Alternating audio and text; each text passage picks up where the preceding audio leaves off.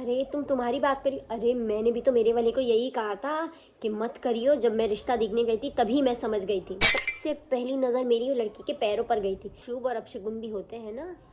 मैं पैर देखकर ही समझ गई थी अपशगुन पैर है। अरे मैंने आते साथ उसे कहा था मना कर दे रिश्ते के लिए, लेकिन मेरी नालायक, इतनी नालायक औलाद है ना। अरे मैं तुम्हें क्या बोलूं बहन जी।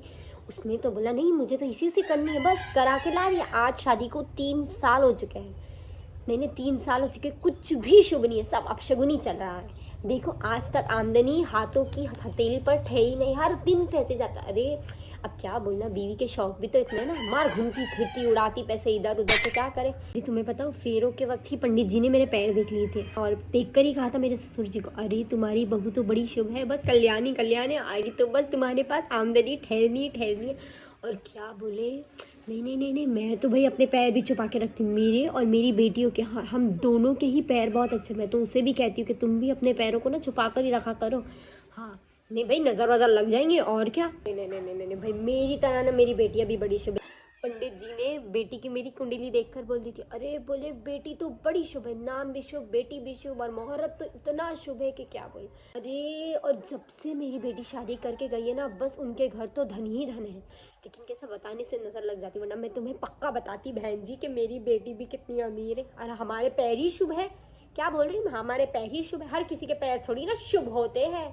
मम्मी जी मुझे ना आपसे कुछ बात करनी थी। हाँ यकीनन आपके पास टाइम तो होगा ना, क्योंकि आप पड़ोसी वाली आंटी से इतनी देर बात कर रही थी, मतलब आपके पास अपनी बहू से बात करने के लिए वक्त तो ज़रूर होगा। हाँ तो मुझे आप ये बताएं फटाफट कि आपकी शादी के बाद दादाजी ने कहाँ कहाँ ज़मीनें ली थी, मतलब चांद पे और मंगल ग्रह पर भी ली थी ना, तो मतलब कितने करोड़ की ज़मीनें ली थी, मुझे एक बार ज़रा जल्दी जल्दी बताना। मैं और हाँ, बड़ी दीदी की शादी के बाद जो आपने 100 तोला सोना नहीं खरीदा था क्या, उसका भी मुझे बता देना। एक बार मैं भी तो चेक करूँ बैंक नेम अकाउंट नंबर से कि आपने सही में इतना सारा सोना खरीदा था क्या। तो छोटी दीदी की शादी के बाद जो उनने हाँ साउथ दिल्ली में एक फार्म हाउस नहीं खरीदा था क्या 100 करोड़ वाला, उसका भी पता मुझे ज़रूर बताना। मैं जाके चेक तो करूँ सही में इतना बड़ा फार्म हाउस लिया था कि नहीं उन्होंने। डेफिनेटली लिया होगा, आप लोगों के पैर ही इतने शुभ है। और मैं तो वो चीज़ भूल ही गई, थार मर्सिडीज लैम्बोर्गिनी, आपने वो सारी गाड़ी अभी खरीद के रखी थी ना। मम्मी जी प्लीज़ मुझे बता देना, क्योंकि मेरी मम्मी के घर में रहते हुए तो मैंने इतनी सारी गाड़ियों में बैठी तो नहीं। आपके घर आकर कुछ तो फ़ायदा हुआ मेरा।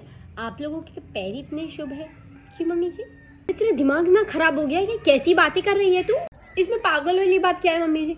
अब आप लोगों के पैर इतने शुभ है, मतलब ये सारी चीज़ें हमारे घर में तो रहनी ही रहनी है, कन्फर्म है रहनी ही रहनी है।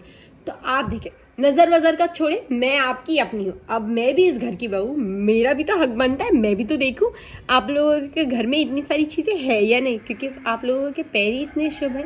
नहीं मम्मी जी, मम्मी जी आपने वो आवाज़ सुनी, लगता है आपकी वो पड़ोसी वाली आंटी आ गई है आपके पैरों को नज़र लगाने के लिए। मैं तो कहती हूँ मम्मी जी आप ना मोज़े पहन के रहा करें, और दीदी को भी कॉल करके जल्दी से बोल दी कि अपने पैरों में भी मोज़े रखा करें। इतने शुभ पैर हैं, कहीं नज़र लग गई तो कैसे चलेगा मम्मी जी, ध्यान रखा करें। ठीक है मैं आती हूँ, कभी और लिख लूँगी आपका एड्रेस। ठीक है।